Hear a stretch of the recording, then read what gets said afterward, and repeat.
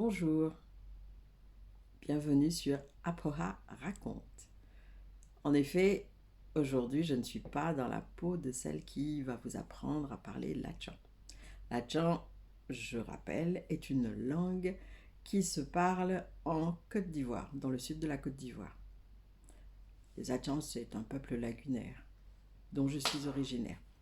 Voilà, donc ayant fait cette présentation-là, on va partir dans la direction nouvelle que je voudrais impulser à Apoha.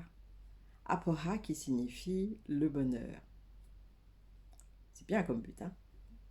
Bon, mis à part le but, j'aimerais là vous raconter des histoires d'Afrique, des histoires d'enfants, des histoires peut-être quelquefois d'adultes, mais en général des histoires d'enfants. Et surtout, des histoires qui vous permettent de vous endormir sereinement. J'espère pouvoir atteindre ce but, permettre à des enfants de s'endormir ou à des adultes, parce que quelquefois la vie d'adulte, et même souvent la vie d'adulte est compliquée et le sommeil nous fuit. Donc de pouvoir écouter une histoire que l'on vous raconte, les yeux fermés, couché dans le noir ou pas, enfin comme on aime, et dans les oreilles cette histoire, cela permet de se détendre et de s'endormir tout doucement. C'est donc le but de cette chaîne. Cette chaîne nouvelle, c'est comme vous l'avez constaté, elle s'appelle Apoha raconte. Je personnifie Apoha, bien que je personnifie Apoha, on va dire ça. Je suis Apoha et j'aimerais vous communiquer du Apoha. Donc aujourd'hui, trêve de bavardage, je voudrais vous raconter l'histoire du lièvre et de la tortue. Non, pas dans ce sens-là. La tortue et le lièvre. Mais ce n'est pas du tout l'histoire de la fable de La Fontaine. C'est une histoire africaine. Donc c'est parti. Le lièvre et la tortue vivaient dans le même village. Et dans ce village-là régnait la gentillesse, la bonté, l'entraide, l'honnêteté. La tortue, elle, s'occupait du point d'eau. Oui, quand les étrangers arrivaient au village, ils avaient soif, ils allaient boire dans ce point d'eau. Quand je dis les étrangers, bien sûr, nous sommes dans le règne animal. Donc ils allaient boire au niveau du point d'eau de la tortue, qui appartenait à la tortue, et la tortue en profitait pour avoir toutes les nouvelles venant du monde entier, ou du moins venant des contrées d'origine de ces étrangers qui venaient s'abreuver à sa mare. Donc elle savait ce qui se passait dans le village, parce qu'il n'y avait pas que les étrangers qui s'abreuvaient à sa mare. Donc elle savait ce qui se passait dans les villages avoisinants, elle savait ce qui se passait dans le lointain. Elle était incollable, on va dire. Super. Elle avait aussi un petit champ à côté de sa mare, enfin à côté du point d'eau, on va dire, et ce champ lui permettait de manger, puisqu'elle plantait des petits trucs, des petites choses que les tortues aiment manger pour s'alimenter.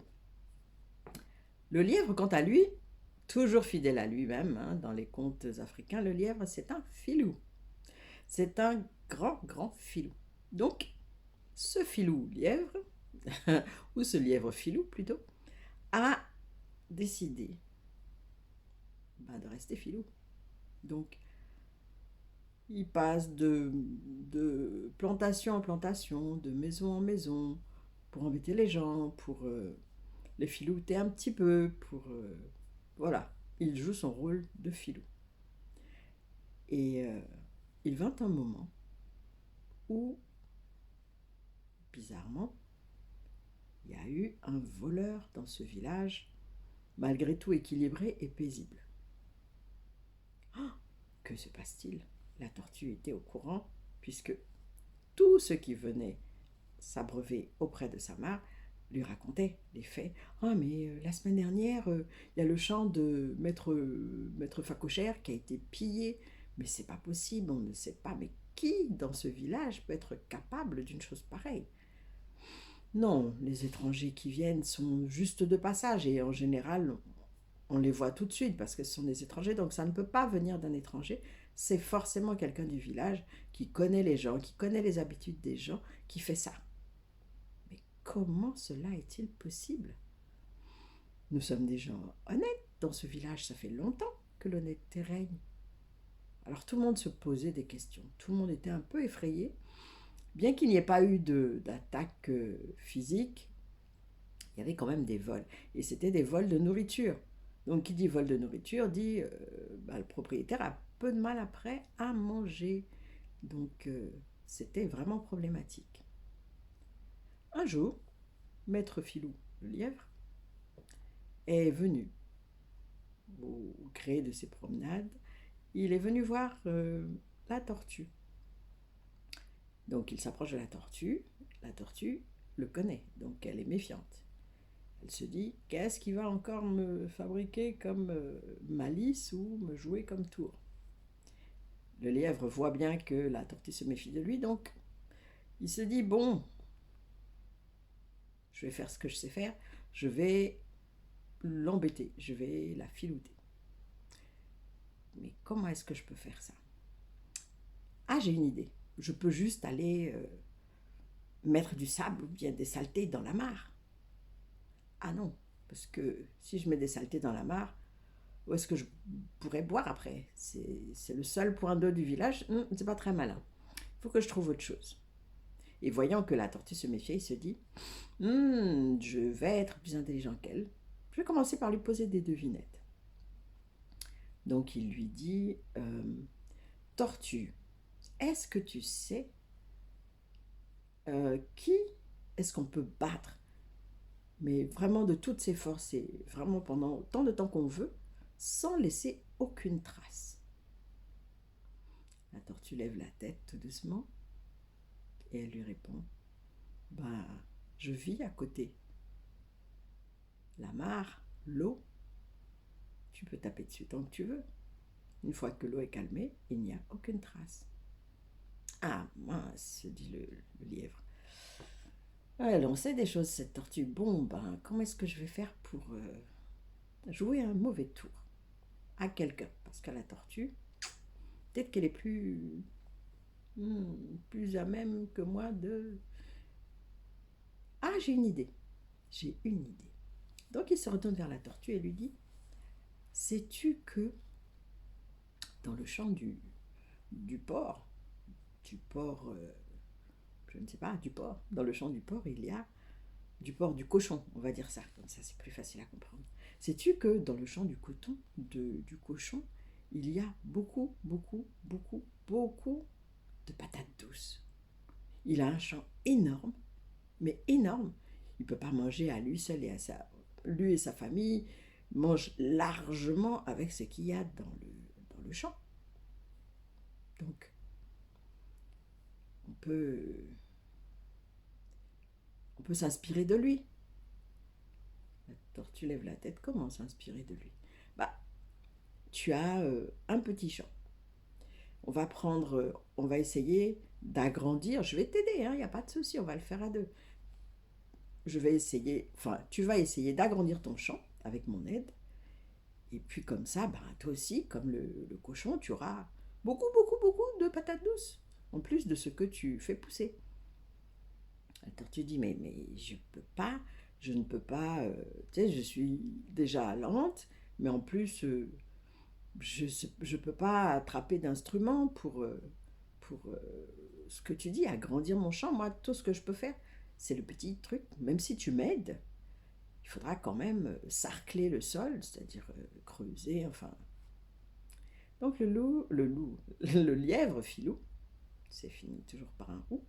Donc le lièvre Filou lui dit, écoute, je vais t'attacher l'instrument à la patte. Comme ça, tu pourras sarcler, tu pourras, remuer la terre et tout et tout. Et puis moi aussi, je suis là, je pourrais t'aider. Attends, tu lui dis, c'est pas très réaliste. Tu pourras m'aider, oui, certes. Mais déjà, toi, tu as tes occupations, donc tu vas pas rester tout le temps là à m'aider. Mais en plus, moi, là-haut, ou bien le sarcloir, bah, ça va tomber, j'ai pas de main, j'ai que mes pattes. Le lièvre lui dit, mais je vais t'attacher le sarcloir, je vais t'attacher cet instrument à la patte, tu pourras. La tortue lui dit, non, ce n'est vraiment pas réaliste, c'est une bonne idée, c'est vrai, mais je ne pourrai pas, je n'aurai pas la force, je n'aurai pas enfin, la possibilité, même avec l'instrument attaché, et toi, tu n'auras pas la disponibilité, on va dire ça comme ça. Et donc le lièvre, ne voulant pas lâcher l'affaire, lui a dit, bon, écoute, vu que tu ne peux pas agrandir ton champ, c'est ce qu'on peut faire. Elle lui dit, bah non, je sais pas. Il lui dit, bah, on peut aller prendre quelques patates douces dans le champ du cochon. Et la tortue le regarde, mais enfin, c'est du vol, c'est pas honnête, c'est pas bien. Et le lièvre essaie de l'amadouer dans sa voix douce, mais non, tu as vu la taille du champ, tu sais très bien qu'ils ont à manger pour des mois et des mois et des mois. Et c'est pas juste envers toi en plus. Toi, tu peux pas cultiver beaucoup de choses parce que tu es lente et puis tu n'as pas tu n'as pas d'aide. Enfin voilà, toi tu as juste de quoi survivre pendant peut-être 2 jours, pas plus. C'est une injustice, donc bon, on peut voilà, équilibrer un petit peu les choses. Et à force de parler et à force d'argumenter, la tortue se laisse convaincre. Donc, ils vont tous les deux avec un sac dans le champ de Monsieur Cochon. Et ils déterrent les patates douces, les belles patates douces qu'ils mettent dans le sac. Au bout de quelques minutes, ils ont déterré un bon paquet de patates douces. Donc le lièvre met le paquet sur son dos et ils vont se cacher dans un coin de la forêt. Ils font un feu. La tortue participe, hein. Bon, je dis que c'est pas honnête, mais elle participe. Donc, ils font un feu et ils mettent à cuire, à rôtir les patates douces. Mais, n'oublions pas, le lièvre est un filou. Ça ne peut pas être aussi simple. Eh oui, c'est pas aussi simple. Donc, le lièvre se dit, les patates douces, elles sont cuites, elles sont, waouh, appétissantes. Mais il va falloir que je partage avec la tortue. Ah non, ah non, la tortue, mais elle va manger plein de choses et moi, il faut que je trouve quelque chose. Donc dans sa petite tête, une idée survient. Et tout à coup, il se met à crier, et la tortue, au secours, on dirait que le cochon nous a vus et il est à notre recherche. Il est à notre recherche, vite, vite, il faut s'enfuir, il faut se cacher, vite, vite. Et donc, se disant, il court, il s'enfuit. Plou, plou, plou, plou, plou, plou. Tortue, cache-toi, vite, va. Donc, la tortue, elle entend, d'abord elle sursaute, et puis après elle se méfie. Ce lièvre, toujours le lièvre. Donc, elle a des petites pattes, elle ne marche pas vite, elle ne va pas très loin. Elle se met juste dans un coin et puis elle se dit, on va voir un peu ce qui se passe. Donc elle revient doucement sur ses pas et elle rentre dans le sac où il y avait les patates douces. Ben, c'était vide. Donc du coup, elle prend 2, 3 patates douces et puis elle va se cacher au fond du sac pour en manger. Qu'est-ce que c'était bon, chaud, bien cuit, délicieux ces patates douces. Donc elle commence à les manger et une fois qu'elle finit de manger 2 patates douces, les 2 patates douces qu'elle avait prises, elle essaie de ressortir pour voir si le cochon n'est pas dans le coin aussi, parce qu'elle n'entendait plus rien et tout, c'était calme. Donc elle grimpe pour sortir du sac et tout à coup, elle reçoit une avalanche de patates douces cuites. Et qu'est-ce qui se passe? C'était Monsieur le Lièvre qui était revenu très très vite sur ses pas parce que lui il court vite, donc il a couru, il s'est éloigné très très vite, mais il est revenu aussi très très vite. Donc il a pris le sac, pensant il y avait que 2, 3 patates douces qui étaient au fond. Il s'est dit, je ne veux pas partager avec la tortue, vite, vite, vite. Allez, on remplit le sac avec les patates douces, ce qu'il fit. Il charge le sac de patates douces cuites sur son dos et il s'enfuit, ne sachant pas que la tortue est dans le sac. Donc la tortue, coincée dans le sac, au début, s'est dit, mais qu'est-ce que je fais? Et les patates douces sentaient tellement bon. Donc elle a décidé de les manger. Bon voilà, hein, de toute façon, j'ai un voyage dans un sac gratuit, en plus avec la nourriture à portée. Que demande le peuple? Apoha, apoha, le bonheur.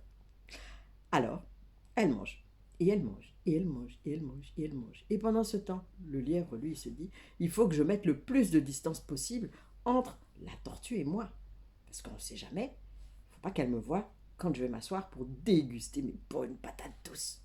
Donc il court, il court, il court. Et la tortue, elle mange, elle mange, elle mange. Et elle mange, mange, mange, tant et si bien que le nombre diminue forcément, hein, plus qu'elle en mange. Plus elle en mange, moins il en reste. Et le lièvre, il court, il court, il court. Et à un moment, il se dit, ah là, je suis bien loin de la tortue. Vu ses petites pattes, pouf, elle doit être cachée quelque part en attendant que le cochon la cherche ou morte de peur, enfin quelque chose comme ça. Ouh, moi, je vais m'installer par ici et je vais déguster mes patates douces. Donc il pose le sac. Et puis, il ouvre le sac. Il commence à ouvrir le sac et la tortue, elle avait bien senti qu'on l'avait posé par terre et puis que le lièvre allait commencer à manger les patates douces, enfin, les pseudo-patates douces, parce qu'elle les avait quasiment toutes mangées. Il restait une patate douce toute rabougrie, toute moche, toute peut-être même un peu pourrie. Donc quand le lièvre a ouvert le sac, elle a jeté la dernière patate douce qui restait. Donc il voit sortir une patate douce du sac. Et puis toute vilaine, oh, qu'est-ce qui se passe? Les patates douces, ça saute pas, c'est pas des pop-corn. Ça, c'est moi qui rajoute. Donc il ouvre le sac. Et qu'est-ce qu'il voit? La tortue. Mais où sont mes patates douces? Mes bonnes patates douces, mes belles et délicieuses et chaudes patates douces? Qu'est-ce que ça veut dire? Et il se fâche, il s'énerve. La tortue, voyant ça, pendant que le lièvre se met dans tous ses états, elle part tout doucement. Elle n'a pas le choix, hein, de toute façon, c'est une tortue. Et le lièvre qui crie, mais tortue, c'est pas juste, mais c'est pas possible, tu as mangé toutes les patates douces. Oh mais, oh non, ça doit s'être renversé, peut-être quand j'ai déposé le sac. Donc il commence à chercher un peu autour et tout. Et pendant ce temps, la tortue, elle s'éloigne, tranquillement, tranquillement, tout doucement. Et le lièvre, il n'en pouvait plus d'être énervé. Donc il a fulminé pendant un long moment, ce qui a permis à la tortue de s'éloigner beaucoup, beaucoup, beaucoup. Et en bon filou, le lièvre s'est fait avoir. Et la tortue, pour une fois, elle est partie tranquillement. Après avoir eu un festin, elle est repartie tout doucement chez elle, se reposer. Et le lièvre, il a été puni pour sa filouterie. Eh oui, un malin, malin et demi. Voilà. J'espère que cette histoire vous aura plu. Et puis, j'espère donc vous revoir sur ma chaîne régulièrement, sur Apoha Raconte. Pour ceux que ça intéresse, je referai le même conte, mais en action cette fois, mais sur la chaîne Apoha tout court. Mettez un pouce bleu en l'air si vous avez aimé cette histoire.